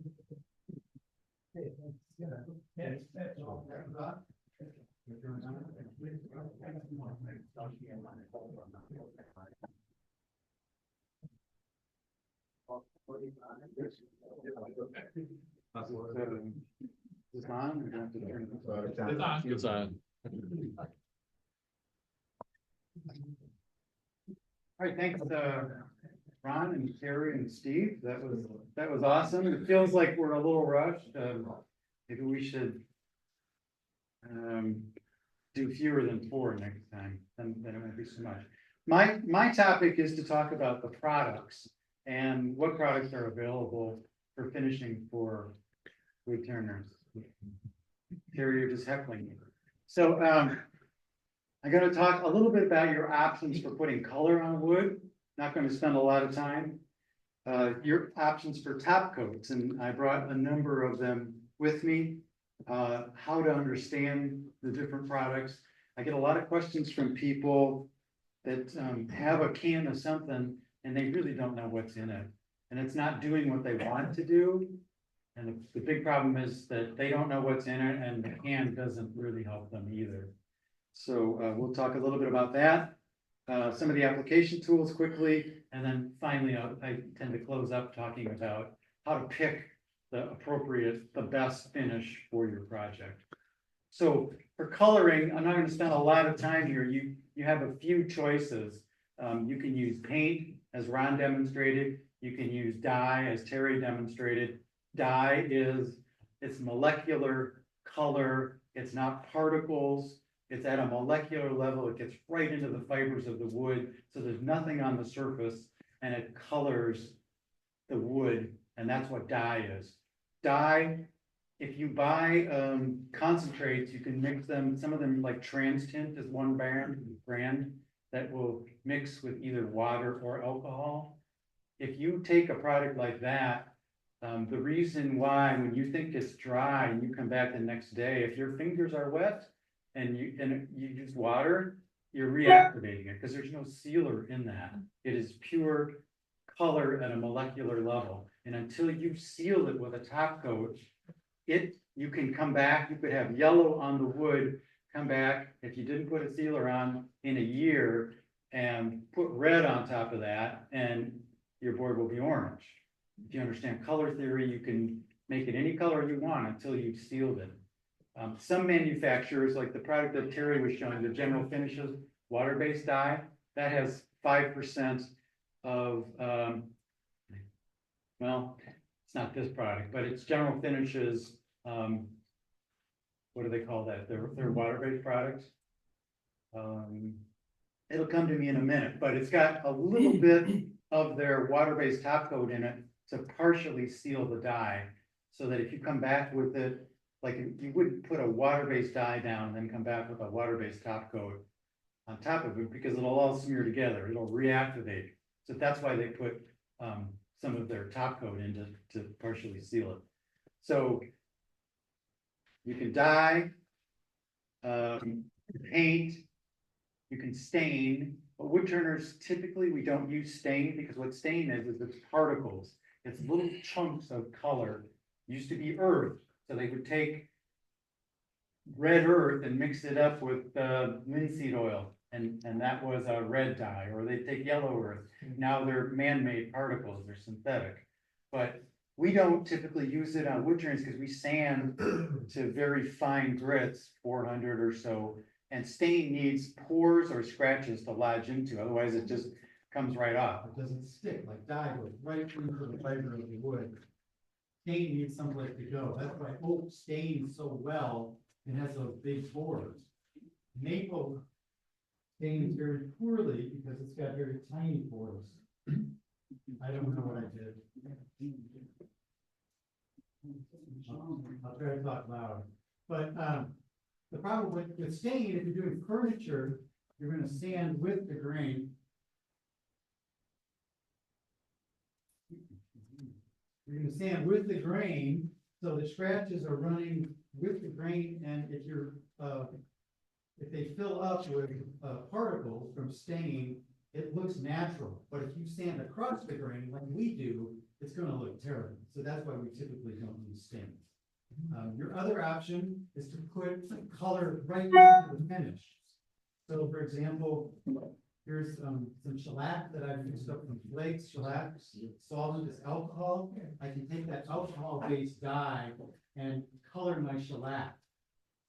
I can color my wood that way. And also Your battery's dying. take, Receiver. a water-based dye and take, here's a water-based General Finishes wood burners finish. I can put dye into this. I can put red dye in here, for example. That I've done now. I have some samples here.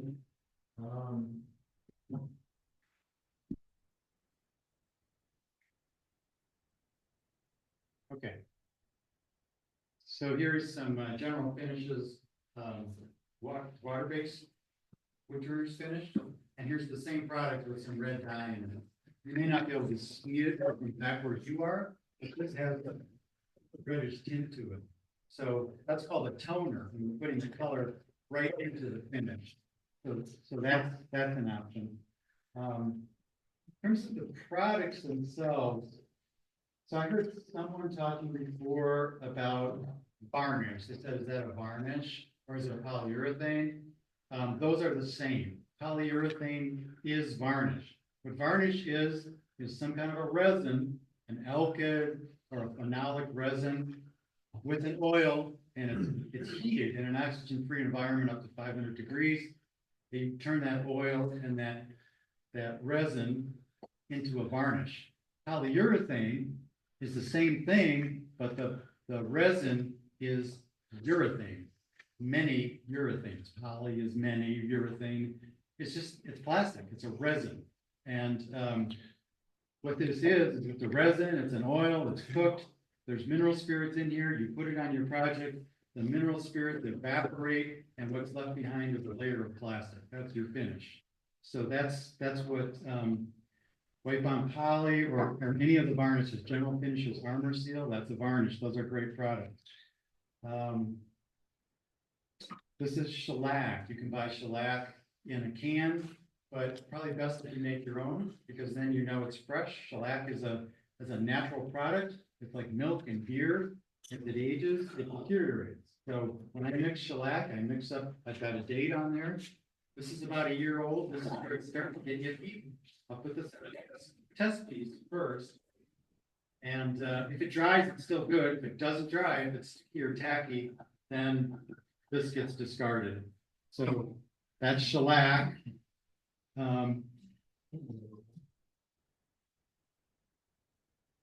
We talked about the water base. Let's talk about the oils now. So oils are the different kinds of oil. This is oil linseed oil. That's one kind. This has metallic dryers in it so that it will dry overnight, and you can build up a coat. You will never build this to gloss, but you can build up a little bit of the sheen, maybe to satin. This is Danish oil. A lot of people use Danish oil, Lathe Danish oil. All this is a mix of varnish. So if I had, it's a mix of varnish and a little bit of oil and some mineral spirits. If I wanted to make my own, I would take 1/3 of something like General Finishes Armor Seal, 1/3 mineral spirits, and 1/3 oil linseed oil, and I made my own Danish oil. This is a product you wipe this on, any of these oils, wipe this on. The only way you can really mess it up is you don't wipe it all off before it dries. You put it on, you let it sit a few minutes, 5-10 minutes. You have to wipe off all the excess. If you don't, it'll be sticky and gummy. And like you can see on the top of this can, it will never dry if you leave it thick. You've got to wipe off all the excess.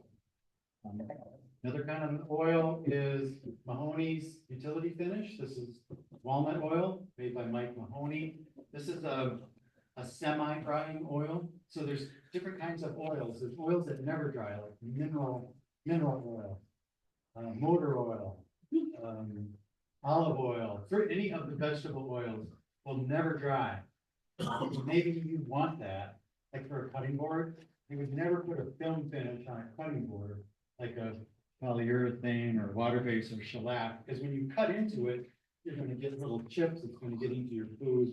It's fairly unappetizing. It's not toxic. Food safe is a whole big rabbit hole that we could go down for a couple of hours, we won't. But once any finish is cured, it is food safe. It takes about 30 days for varnish to cure. But once it's cured, all of the toxic stuff, the solvent is evaporated and gone. What's left behind is the resin or the plastic. So if you were to eat it or eat off of it, it's no different than eating off of a piece of Tupperware or a plastic plate. It's it is not toxic. The only part that's toxic is the solvent. Here's another kind of oil, tongue oil. This is a confusing product. If you really want to use tongue oil, make sure that it says on the can 100% pure tongue oil. And then if you look at the ingredients, there's no aliphatic hydrocarbons, which is mineral spirits or paint thinner. If it's got that in it, it's not pure tongue oil. This is an interesting product. It makes a nice finish, but it takes 3 days for each coat to cure. It's very, very slow. And it takes about 9 coats to get a nice looking sheen. So it's a very slow product, but it has its place. And there's no tongue in there. Yeah, the tongue, this actually is tongue oil. Yeah, so it's squeezed from the tongue nut, which comes from mostly China.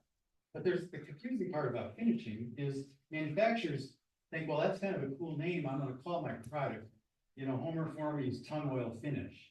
There's 0 tongue oil in Homer Formy's tongue oil finish. What it is it's a wiping varnish.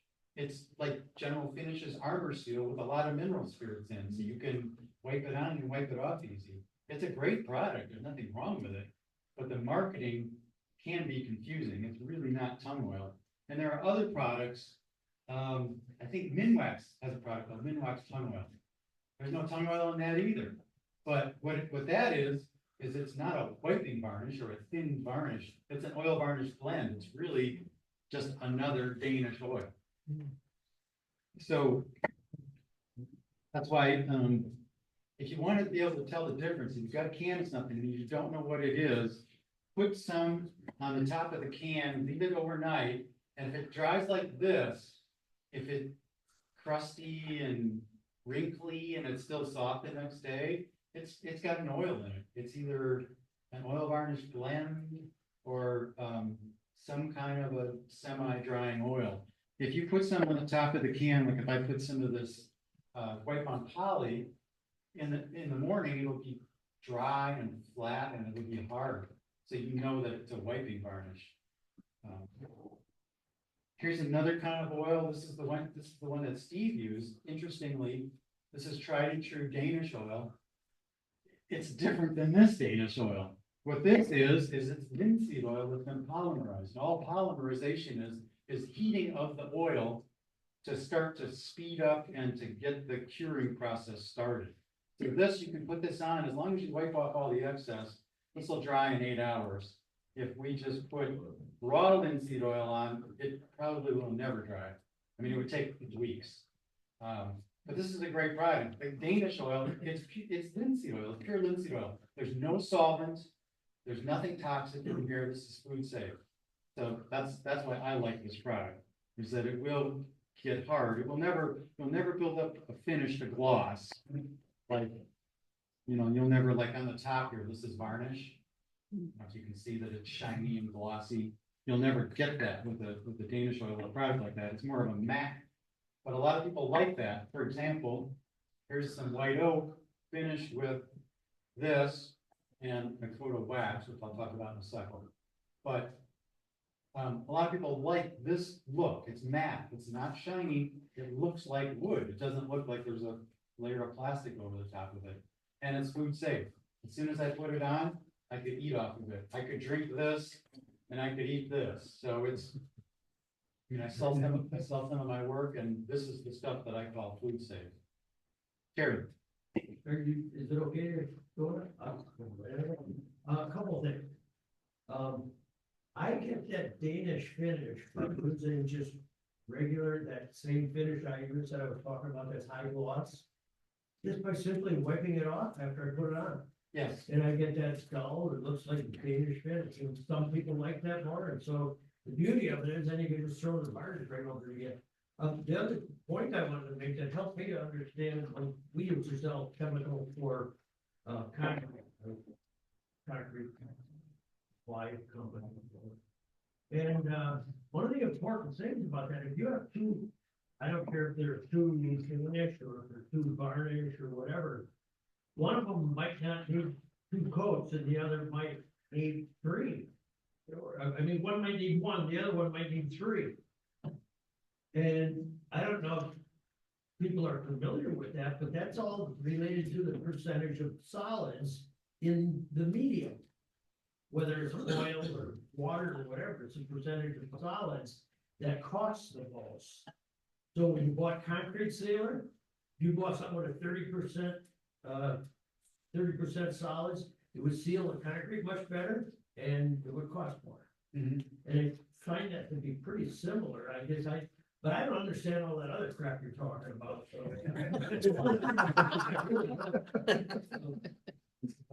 Kind of a whirlwind tour, yeah.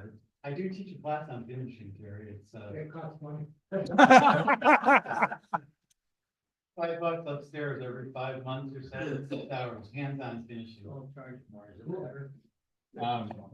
Okay, so, but your point, Terry's point about, so here's an example of what he's talking about. This is varnish, a couple of coats.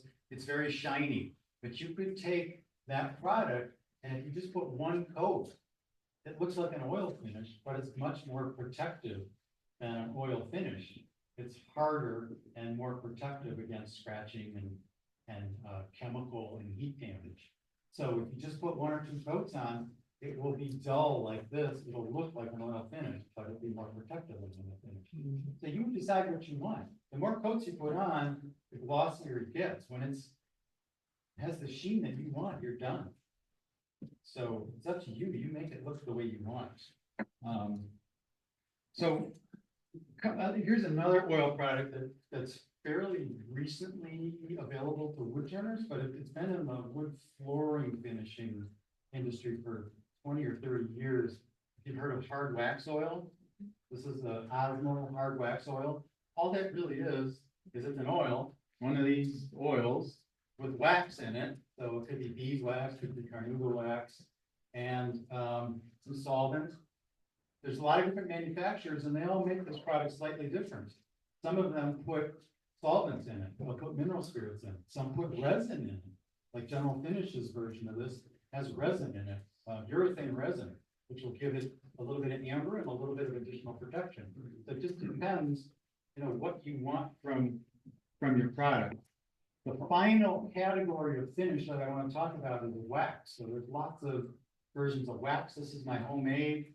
It's just beeswax melted in mineral oil, just to soften it up. So you can, I wipe it on here. I let it sit for a few minutes. I wipe all the excess off. It gives it a nice satin sheen. Or,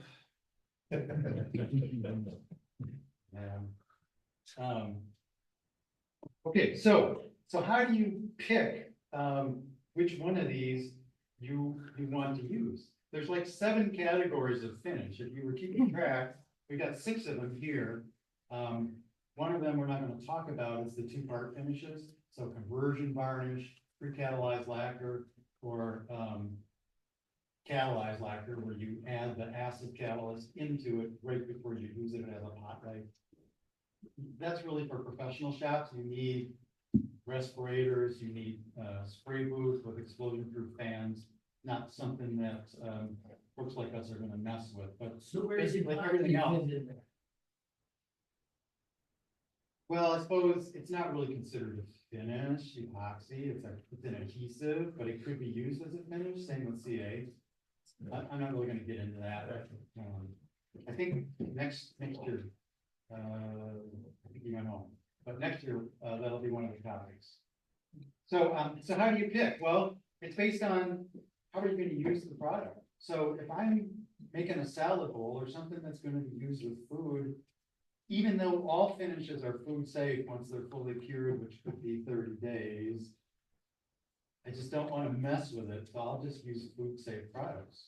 I'll use a, you know, a food safe oil and a wax on here and call this a food safe finish. The beauty of this is that it's easy, if you sell this to somebody and they damage it, or it starts to, they wash it between uses and the finish starts to wear, it's easy enough for them to go to the grocery store, buy a can of walnut oil or a can of mineral oil, and you can just tell them, wipe it on, let it sit for a few minutes, wipe all the excess off, and it'll look good as new.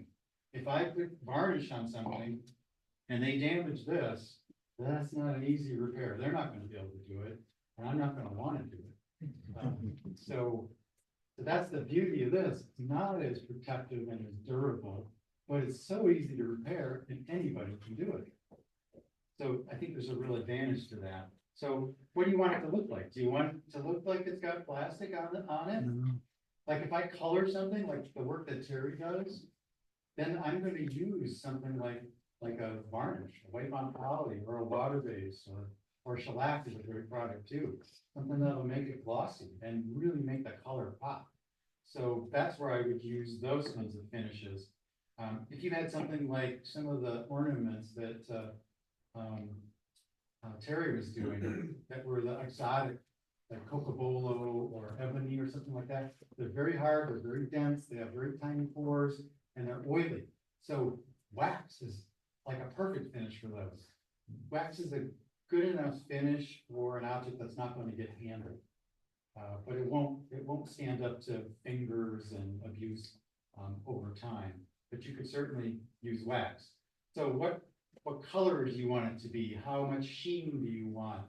Do you want to it to look like natural wood, or do you want it to be shiny? And how much protection does it need? Like a kitchen table, well, I'm going to use Armor Seal or some solvent-based polyurethane for something like a kitchen table. But for something short of that, I know people that are finishing kitchen tables with a product like this. And it might need to be renewed every year, but it's so easy. Anybody can wipe a coat on and wipe the excess off. So safety is a consideration too. If you don't want smell or fire hazard, danger like that, water-based is a good choice. You would never use lacquer inside your house. You shouldn't use lacquer inside your house. One, it's toxic, it smells terrible. It's a real high risk for fire and explosion. Just not a good. There's so many better products. Shellac is just a superior product for the home user, and it'll look just like, just like lacquer. So I really see no reason to use lacquer unless you're in a professional spray shop. But safety is a concern. So another thing, maybe you don't want to smell like oiled linseed oil. It's got mineral spirits. That smells. Danish oil smells. So that's a consideration, along with ease of application. So a product like shellac is a great product. It can really solve a lot of problems for you. But you got to learn this product. It's not easy to use, but it's very versatile. But a product like this or like this, it's just almost idiot proof. You just wipe it on, let it sit, you wipe it off. The only way you can mess it up, as I said, is if you don't wipe it all off. You'll have yourself a sticky mess, but even that you can fix. If I could add just Yes. some things before you go on, regarding safety. Yes. Your boiled linseed oil, you have to make sure that rag dries out completely, or is it an enclosed container, because that can self-combust. Yes, good point. All of these oils that dry, so even this one has no metallic dryers in it, but it does dry. So boiled linseed oil has metallic dryers in it. The Danish oil has metallic dryers in it. Anything that's varnished or poly has dryers. And if you have a rag all crumpled up like this, and it's wet, and you leave it sit there, it's like heat begets heat, and it's like a spontaneous runaway combustion kind of an event. And this can spontaneously combust. I had it when I lived in Iowa. One of my neighbors burned his house to the ground, varnishing baseboards and leaving a rag of varnish like this, and the sun came through the window, and lit it up, but it doesn't really even need sun. So that's the thing, you take that rag and, you know, flat, no layers on top of layers. So flat on a piece of concrete over a garbage can or in a bucket of water or in a container that keeps oxygen out. So good point, thank you. So that's really everything that I wanted to cover. Gary, you have a question? I find that a lot of dyes seem to fade, and so a lot of water-based varnishes have UV blockers in them. But water-based varnishes are real dead versus an oil varnish. Well, I shouldn't say oil varnish, oil base. So what do you do in a case like that? Do you use your water base and then use wax on top of that? Or to bring some life to it? Because I found most water-based sealers are just dead. But if you put an oil base on it, it makes a big difference. But the water base, a lot of them have the UV blockers for your dyes. So what do you do? So a couple of things there. It's called, I thought of the product now, it's called High Performance. General Finishes High Performance is their water-based finish, and that is water white. And in many cases, that's a real advantage. For an oak or a maple or any light wood, I actually prefer just a pure water-based finish. It doesn't amber it and make it look yellow. I don't like that look. Maybe you like that look, and that's fine. So it does have its place, but a water-based finish, if it cleans up with soap and water, it is water-based. Even if they call it water-based lacquer or they call it water-based varnish, it's still water-based. And so if it cleans up with soap and water, it's not going to amber your wood. This product, this General Finishes Wood Turner finish, they have put urethane in here. So this will amber your project. It will give it a yellowish, orangish, amber tone. So if you want white, this is not it. Get the high performance. But to answer your question, if you want color in there, you can put dye right in the water base. That's what we did with this one. We added some red transient dye right into here until you're happy with the color. You might not want to do the whole thing, then you course them out and just put a couple drops in until you get what you want. The other thing that you can do with water base is dye your project first. Like General Finishes makes a water-based dye that you can put on. It's got some high performance in it, so it seals it. That's what gives you your color. And then you can come back over that with a water-based top coat, and the color is already there. But if you want clear water base, then you either need to dye or you need to color the water base to get it to amber. Otherwise, it is lifeless on a dark wood. On a light wood, I think it looks good, but it's up to you. And then a wax would just bring a shine up to where. So yeah, what wax is good for is gives a little bit of a nice tactile touch. It gives a little bit of protection against any abrasion, but it really doesn't add much in the way of protection. You can buy colored waxes, and that's a nice thing. You can get like a dark brown wax, and that will go into the pores and give you kind of a nice pore breaking effect. So that is an option too. But coloring with wax. But it's just like maple though. It comes off. It seems like if I put a water base on maple, it doesn't look, it still looks kind of dead. How do I bring it to where it looks? You dye it or you put color into the finish. Dye is your best bet. Or stain. If it's an oak or something, nice pores like that, that'll accept stain. You stain it, you dye it, or you tone your finish. So there's a new product that Sherwin-Williams has, oil modified water-based polyurethane. Great. I just recently dyed a 14-foot long maple shelf and I sprayed that on and it looks more like the old fashioned oil-based polys do. Use a little bit of that bring, really made that maple pop. Okay. I think I'm done. Can I ask you one more question?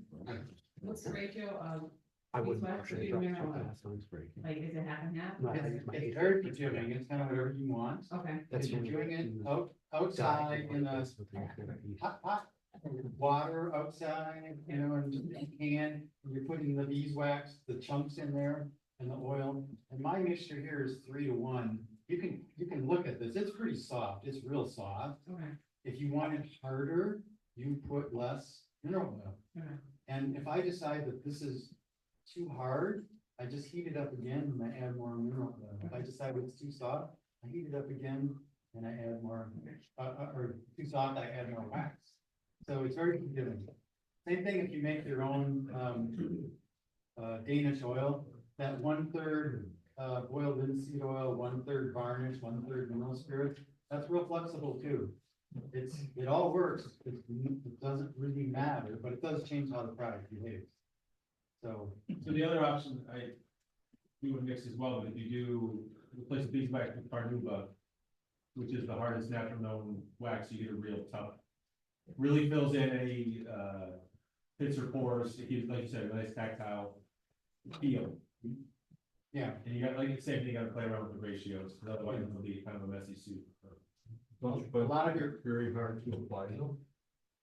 No, just like he said, if your oil, if you got enough oil in it, it's almost like like a pudding, and you're just schwitzing it on.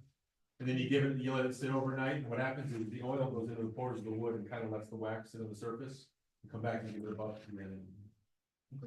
a lot of your commercial waxes that you can buy are mixed with carnauba and beeswax. The beeswax is soft, that melts at about 140 degrees. The carnauba, I think it's like 180 degrees or something. So it's a harder wax. There's also a third kind of wax called Renaissance wax, which is a petroleum-based wax. So it's not a natural product, and a lot of people really like that, but it's super expensive. The people that like it say that it doesn't fingerprint. But I say that if you wipe all the excess off, it won't fingerprint either. So, Tony? I'm just gonna say goodbye and then read the wood raffle, so. Oh, I have okay, my first question. If you were to put dye in, the guys in Detroit, what's it? Yeah. General Finishes. Would that get you anywhere near doing what you were doing for bleaching? Would the final effect, the look, because I hate bleaching. And it doesn't, I'm not good at it, I guess maybe that's all, but, I don't have very consistent luck with it. And if that actually dyed it white, because there's white dyes, you know, I own them and I never used them. So never mind, I'll try it. I think it's different. This is more of a subtle effect, you know, the coloring gradually. The more coats you put on, like if I had some red dye in here. Yeah. You gotta sneak up on what you want. You can try to get it all in one. Each coat that you put on will make it a little bit redder if you put red dye in there. It's kind of more of a. All right, thank you.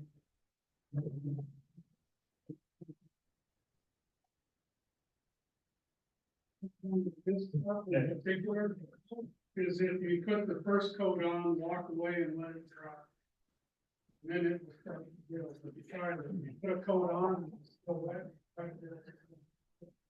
The other thing that I want to say about finishing, I use stop loss bags.